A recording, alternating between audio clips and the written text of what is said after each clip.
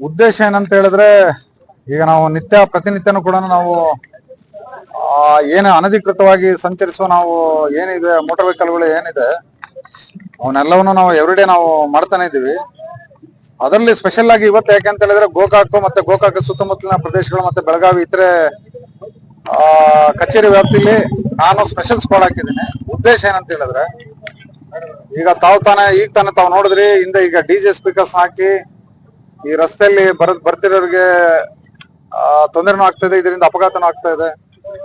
ಆಮೇಲೆ ಜೋರಾಗಿ ನಾಯಿಸಿರೋದ್ರಿಂದ ಕೆಲವರು ಈಗ ಗರ್ಭಿಣಿಯರಾಯ್ತು, ಮಕ್ಕಳಿಗಾಯ್ತು ಅಥವಾ ಬೇರೆ ಇತರೆ ಸಾರ್ವಜನಿಕರಿಗೆ ತೊಂದರೆ ಆಗ್ತಿರುವುದನ್ನ ಮನಗಂಡು ಆಮೇಲೆ ದೂರನ್ನ ಇತ್ತೀಚಿನ ದಿನಗಳಲ್ಲಿ ಪಬ್ಲಿಕ್ಗಳು ಕೂಡ ನನಗೆ ಫೋನ್ ಮಾಡ್ತಾ ಇದ್ರು, ಈ ತರ ಬಹಳಷ್ಟು ಡಿಜೆ ಸ್ಪೀಕರ್ಸ್ ಹಾಕ್ಬಿಟ್ಟು ನಮಗೆ ಬಹಳ ತೊಂದರೆ ಆಗ್ತಾ ಇದೆ ಅಂತೇಳಿ. ಅದು ಉದ್ದೇಶದಿಂದ ನಾನು ನಿನ್ನೆ ಮತ್ತೆ ಇವತ್ತು ಸ್ಪೆಷಲ್ ಆಗಿ ಆಕಸ್ಮಿಕವಾಗಿ ನಾವು ಇವತ್ತು ಬಂದು ನಾವು ಮಾಡ್ತಾ ಇದೀವಿ.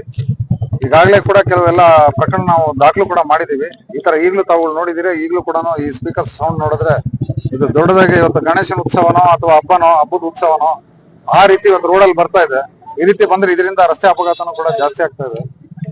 ಆ ಉದ್ದೇಶದಿಂದ ನಾನು ಹಾಕಿ ಇವತ್ತೆಲ್ಲ ನಾವು ತನಿಖೆ ಮಾಡಿ ಅವ್ರಿಗೆ ಬುದ್ಧಿವಾದ ಹೇಳಿ ಅವ್ರಿಗೆ ದಂಡ ವಿಧಿಸಿ ಇನ್ ಮುಂದೆ ಹಾಕ್ಬೇಡಿ ಅಂತೇಳಿ ನಾವು ತಿಳಿಸ್ತಾ ಇದ್ವಿ. ಓವರ್ಲೋಡ್ ಆಗಿ ಯಾವುದೇ ಆಯ್ತು ಓವರ್ಲೋಡ್ ಯಾವುದೇ ಬಂದ್ರು ಕೂಡ ನಮ್ದು ಗರಿಷ್ಠ ತೂಕ ಏನಿದೆ ವಾಹನಕ್ಕೆ, ನಮ್ಮ ಸಾಮರ್ಥ್ಯ ಇವತ್ತು ಮ್ಯಾನುಫ್ಯಾಕ್ಚರಿಂಗ್ ಕೊಟ್ಟಿರ್ತಾರೆ. ಅದಕ್ಕಿಂತ ಜಾಸ್ತಿ ತಗೊಂಡು ಹೋದ ಪಕ್ಷದಲ್ಲಿ ಅವಳ ವಿರುದ್ಧ ನಾವು ಕ್ರಮ ಕೈಗೊಳ್ತೇವೆ. ಖಂಡಿತವಾಗ್ಲು ಅದನ್ನು ಕೂಡ ನಾನು ಈಗಾಗಲೇ ನಂದು OM ಕೊಡ್ತೀನಿ. ಅತಿಯಾದ ಹೆಚ್ಚುವಾಗಿ ಇವತ್ತೇನು ಬೆಳಕನ್ನ ಇವತ್ತು ಜನರುಗಳಿಗೆ ಮಾಡಿಸಿ ಅಥವಾ ರಸ್ತೆ ಕಾಣದಿ ತರ ಮಾಡಿಸಿ ಇವತ್ತು ಅಪಘಾತಗಳಾಗುವ ಹಿನ್ನೆಲೆ ದೃಷ್ಟಿಯಿಂದ ನಾನು ಇವತ್ತು ಅದನ್ನು ಕೂಡ ನಾನು ಚೆಕಿಂಗ್ ಮಾಡಿಸ್ತಾ ಇದ್ದೀನಿ. ಅದು ಕೂಡ ಆಗ್ತಾ ಇದೆ. ಆರ್ಟಿ ಆಫೀಸರ್ ಮಾಡದ ಕೆಲಸಗಳು ಪೊಲೀಸ್ ಇಲಾಖೆ ಮಾಡ್ತಾ ಇದೆ ಸರ್. ಹೇಗೆ ನಿರ್ಲಕ್ಷ್ಯ ತೋರ್ತಾ ಇದ್ದಾರೆ? ಪೊಲೀಸ್ ಇಲಾಖೆ ದಟ್ ಇಸ್ ಆಲ್ಸೋ ಗವರ್ಮೆಂಟ್. ನಮ್ದು ಗವರ್ಮೆಂಟ್, ನಾವು ಇಬ್ರು ಕೆಲಸ ಮಾಡ್ತೀವಿ ಒಟ್ಟಿಗೆ ಸೇರ್ಕೊಂಡು. ನಾವು ಪೊಲೀಸು ಮತ್ತೆ ಸಾರಿಗೆ ಇಲಾಖೆನೂ ಕೂಡ ಕೆಲಸ ಮಾಡ್ತಾ ಇದ್ದೀವಿ. ಆಲ್ಮೋಸ್ಟ್ ಸರ್ ಯಾರು ಕೇಸ್ಗಳನ್ನ ಅವರು ಜಾಸ್ತಿ ಆಗ್ತಾ ಇದೆ, ನಮ್ಮವರು ಆಗ್ತಾ ಇದಾರೆ, ಅವರು ಆಗ್ತಾ ಇದಾರೆ. ಅದರಿಂದ ಜನರ ಅನುಕೂಲಕ್ಕೋಸ್ಕರ ನಾವು ಎಲ್ಲ ಎರಡು ಇಲಾಖೆಗೂ ಕೂಡ ನಾವು ಕೆಲಸ ಮಾಡ್ತೇವೆ. ಈ ತರ ಎಷ್ಟು ಕೇಸ್ ಇಲ್ಲಿವರೆಗೂ ಈಗ ನಿನ್ನೆ ಪ್ರಕಾರ ಒಟ್ಟು 162 ಕೇಸನ್ನ ಬುಕ್ ಮಾಡಿ ಒಟ್ಟು 10 ಟ್ರ್ಯಾಕ್ಟರ್ಗಳನ್ನ ನಾವು ಸೀಸ್ ಮಾಡಿದ್ದೀವಿ. ಮತ್ತೆ ಇವತ್ತು ಕೂಡ ಹೆಚ್ಚು ಕಡಿಮೆ ಒಂದು 200 ಮೇಲೆ ಆಗುತ್ತೆ. 200 ಕೇಸ್ ಅಂದ್ರೆ ನಾಟ್ ಓನ್ಲಿ ಟ್ರ್ಯಾಕ್ಟರ್, ನಾವು ರೈತರನ್ನ ಟಾರ್ಗೆಟ್ ಮಾಡಿ ನಾವು ಮಾಡ್ತಾ ಇಲ್ಲ. ಅದಲ್ದಲ್ಲೇ ಬೇರೆ ಈಗ ರಸ್ತೆಯಲ್ಲಿ ನಾವು ನಿಂತ ಬೇರೆ ಅಫೆನ್ಸಿಗೆ ಬಂದಿರೋಂಥವನ್ನ ನಾವು ಬುಕ್ ಮಾಡ್ತಾ ಇದ್ದೀವಿ. ಇದನ್ನ ಉದ್ದೇಶ ಇವತ್ತು ಡಿಜೆ ಸ್ಪೀಕರ್ಸ್ ಅಳವಡಿಸ್ಕೋಬಾರ್ದು ಅಂತ ನಾನು ಅವ್ರ ರೈತರಲ್ಲಿ ನಾನು ಇನ್ನೊಂದು ಏನಂತ ಮನವಿ ಅಂತ ಹೇಳಿದ್ರೆ, ದಯವಿಟ್ಟು ರೈತರುಗಳು ಇವತ್ತೇನ ಅಗ್ರಿಕಲ್ಚರ್ ಟ್ರ್ಯಾಕ್ಟರ್ಗಳಿದೆ, ದಯವಿಟ್ಟು ಯಾವ್ದೇ ಡಿಜೆ ಸ್ಪೀಕರ್ಸ್ ಇದೆ ದಯವಿಟ್ಟು ತೆಗೆಯೋದಕ್ಕೆ ನಾನು ನಿಮ್ಮ ಮಾಧ್ಯಮದ ಮುಖಾಂತರ ನಾನು ಅವ್ರಿಗೆ ಕೈ ಮುಗಿದು ನಾನು ವಿನಂತಿ ಮಾಡ್ತೀನಿ. ಈ ರೀತಿ ಆಗೋದ್ರಿಂದ ಅವ್ರಗಳಿಗೂ ಮತ್ತೆ ಇತರರಿಗೂ ರಸ್ತೆಯಲ್ಲಿ ಹೋಗೋರ್ಗು ತೊಂದರೆ ಆಗುತ್ತೆ. ಅದನ್ನ ಬೇಕಾದ್ರೆ ಸೌಂಡ್ ಇದ್ರೆ ಅವ್ರು ಕೇಳಲಿ, ಮನೇಲಿ ಕೇಳಲಿ ಅಥವಾ ಥಿಯೇಟರ್ಗಳಿಗೆ ಹೋಗ್ಲಿ ಅಥವಾ ಎಲ್ಲಾದ್ರೂ ಕೇಳಲಿ. ಅದು ಬಿಟ್ಬಿಟ್ಟು ರಸ್ತೆಯಲ್ಲಿ ಇನ್ನೊಬ್ಬರಿಗೆ ತೊಂದರೆ ಕೊಟ್ಟು ಆ ರೀತಿ ಜೋರಾಗಿ ಸೌಂಡ್ ದಯವಿಟ್ಟು ಮಾಡ್ಕೋಬೇಡಿ ಅಂತ ಹೇಳಿ ನಾನು ರೈತರಿಗೆ ನಾನು ಮನವಿ ಮಾಡ್ತೀನಿ. ನಮ್ಮ motor vehicle as per motor vehicle rules ನಾವು ಯಾವ್ದೇ ಕಾರಣಕ್ಕೂ ಯಾವ್ದು ಮ್ಯೂಸಿಕ್ ಸಿಸ್ಟಮ್ ನಾವು ಅಳವಡಿಸ್ಕೋಬಾರ್ದು.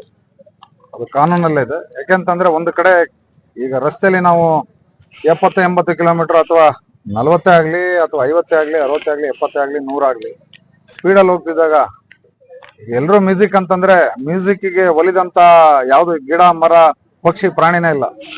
ಇವತ್ತೆಲ್ಲಾ ಮ್ಯೂಸಿಕ್ಗೂ ತಲೆದೋಗುತ್ತೆ. ಮ್ಯೂಸಿಕ್ ಅಂತಂದ್ರೆ ಒಬ್ಬೊಬ್ರಿಗೆ ಇದಾಗುತ್ತೆ.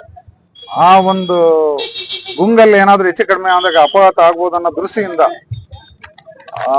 ಇದು ಮೋಟಾರ್ ವೆಹಿಕಲ್ ರೂಲ್ಸ್ ಅಲ್ಲೂ ಇಲ್ಲ, ಯಾವ ಕಾನೂನು ಇಲ್ಲ. ದಯವಿಟ್ಟು ಯಾರು ಅಳವಡಿಸ್ಕೊಳ್ಳದೆ ತಾವುಗಳು ತಮ್ಮ ಸುರಕ್ಷತೆ, ಅವರ ತಮ್ಮ ಜೀವ ಅಮೂಲ್ಯವಾದದ್ದು, ಅವ್ರ ಜೀವನ ಮತ್ತೆ ಅವ್ರ ಫ್ಯಾಮಿಲಿಗೋಸ್ಕರ ಮುಡುಪಾಗಿಟ್ಟು ಮನೇಲಿ ಬೇಕಾದ್ರೆ ಕೇಳಿ, ರಸ್ತೆಯಲ್ಲಿ ದಯವಿಟ್ಟು ಯಾರು ಹಾಕೋದ್ ಬೇಡ ಅಂತೇಳಿ ಅಂತ ನಾನು ಅವ್ರಿಗೆ ವಿನಂತಿ ಮಾಡ್ಕೊಳ್ಳಿ. ನಮ್ದು ಇದ್ರ ಪ್ರಕಾರ ಈಗ ತಿಳುವಳಿಕೆನ ಕೊಟ್ಟಿದ್ದೀವಿ, ಹಿಂದೆನೂ ಕೊಟ್ಟಿದ್ದೀವಿ ನಮ್ಮ ಆರ್ಟಿಒ ಕಚೇರಿಗಳಿಂದ.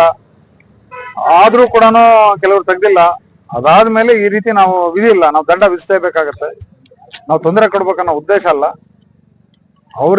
ಅವ್ರಿಗಾಗ್ಲಿ ಅಥವಾ ಇತರರಿಗಾಗ್ಲಿ ತೊಂದರೆ ಆಗದಿರ್ಲಿ ಅನ್ನೋ ಉದ್ದೇಶದಿಂದ ನಾವು ದಂಡನ ವಿಧಿಸ್ತೀವಿ. ಇನ್ನು ಮುಂದೆ ಇದೇ ರೀತಿಯಾಗಿ ನಾವು ಇನ್ನೂ ದಂಡ ವಿಧಿಸಿ ಇದೇ ರೀತಿ ನಿಲ್ದಲ್ಲ ಇದ್ದ ಪಕ್ಷದಲ್ಲಿ ಇನ್ನ ಸೀಸ್ಗಂತ ನಾವು ಟ್ರ್ಯಾಕ್ಟರ್ಗಳನ್ನ ನಾವು ಸೀಸ್ ಮಾಡ್ಲೇಬೇಕಾಗುತ್ತೆ. ಟ್ರ್ಯಾಕ್ಟರ್ಗಳನ್ನ ಸೀಸ್ ಮಾಡ್ತಾರೆ ಅಥವಾ ಸೌಂಡ್ ಬಾಕ್ಸ್ಗಳನ್ನ ಸೌಂಡ್ ಬಾಕ್ಸ್ ನಾವು ಸೀಸ್ ಮಾಡ್ತೀವಿ, ಪ್ಲಸ್ ಟ್ರ್ಯಾಕ್ಟರ್ಗಳನ್ನ ಸೀಸ್ ಮಾಡ್ಬೇಕಾಗತ್ತೆ. ಜಸ್ಟ್ ಈಗ ವಾರ್ನ್ ಮಾಡ್ತಾ ಇದೀವಿ, ದಂಡ ಹಾಕ್ತಾ ಇದೀವಿ. ಇನ್ನು ಮುಂದಿನ ದಿನಗಳಲ್ಲಿ ಆರ್ಸಿನೂ ಕೂಡ ಇದೇ ರೀತಿ ಮುಂದುವರೆದಲ್ಲಿ ಇದೇ ರೀತಿ ಕೇಳಿದ ಪಕ್ಷದಲ್ಲಿ ರಿಜಿಸ್ಟ್ರೇಷನ್ ಕೂಡ ಕ್ಯಾನ್ಸಲ್ ಮಾಡ್ತೀವಿ. ಅಲ್ಲ, ಅದ್ರ ಬಗ್ಗೆ ಈಗಾಗಲೇ ಯೂನಿಫಾರ್ಮ್ ಹಾಕಿರಲ್ಲ, ಕೆಲವೊಂದಿಷ್ಟು ಏನು ಗೈಡ್ಲೈನ್ಸ್ ಇದೆಯೋ ಸರ್ಕಾರದಿಂದ ಅವ್ರು ಯಾವ್ದು ಫಾಲೋ ಅಪ್. ಈಗಾಗಲೇ ಸ್ಕೂಲು ಇದಕ್ಕೆ ಏನಿದೆ ರೂಲ್ ಫ್ರೇಮ್ ಆಗಿದೆ, ಯಾವ ರೀತಿ ಇರ್ಬೇಕು, ಯಾವ ರೀತಿ ನಾವು ಸ್ಕೂಲ್ ಪ್ರಿನ್ಸಿಪಾಲ್ ಜೊತೆ ಮೀಟಿಂಗ್ ಮಾಡಬೇಕು. ಆಮೇಲೆ ಸ್ಕೂಲ್ ಮಕ್ಕಳನ್ನ ಬ್ಯಾಗ್ಗಳು ಎಲ್ಲಿರ್ಬೇಕು, ಹೇಗೆ ಕರ್ಕೊಂಡು ಹೋಗ್ಬೇಕು. ಆಮೇಲೆ ಬೋರ್ಡನ್ನು ಕೂಡ ಸ್ಕೂಲ್ ಮಕ್ಕಳದ್ದು ಇದಕ್ಕೆ ಬೋರ್ಡನ್ನು ಕೂಡ ಹಾಕ್ಬೇಕು. ಆಕ್ಚುಲಿ ಹೇಳ್ಬೇಕಂತಂದ್ರೆ ಲೈಕ್ ಆಂಬ್ಯುಲೆನ್ಸ್ ಇದ್ದಂಗೆ ಸ್ಕೂಲ್ ಮಕ್ಕಳದು ವ್ಯಾನ್ಗಳು, ಬಸ್ಗಳು ಇದ್ರೆ ಲೈಕ್ ಅಷ್ಟು ಸೇಫ್ಟಿ ಕೂಡ ಇದೆ ನಮ್ಮ ಕಾನೂನಲ್ಲಿ. ಅದರಂತೆ ಈಗಾಗಲೇ ನಮ್ಮ ಕಚೇರಿಗಳ ಕಡೆಯಿಂದ ಎಲ್ಲಾ ನನ್ನ ವ್ಯಾಪ್ತಿಗೆ ಬರುವಂತ ಎಲ್ಲಾ ಕಚೇರಿಗಳು ಕೂಡ ನಾನು ಡೈರೆಕ್ಷನ್ ಕೊಟ್ಟಿದ್ದೀನಿ. ಈಗಾಗಲೇ ಪ್ರಿನ್ಸಿಪಾಲ್ಗಳ ಜೊತೆ ಆಮೇಲೆ ಮಾಲೀಕರ ಜೊತೆ ಈಗ ಮೀಟಿಂಗ್ ಮಾಡಿದ್ದಾರೆ. ಮೀಟಿಂಗ್ ಮಾಡಿದ ನಂತರನು ಇನ್ನೂ ಅದೇ ರೀತಿ ಮುಂದುವರೆದಲ್ಲಿ ನಾವೇನಿದೆ ಅವ್ರ ವಿರುದ್ಧ ನಾವು ಕಠಿಣ ಕ್ರಮ ನಾವು ಕೈಗೊಳ್ತೀವಿ.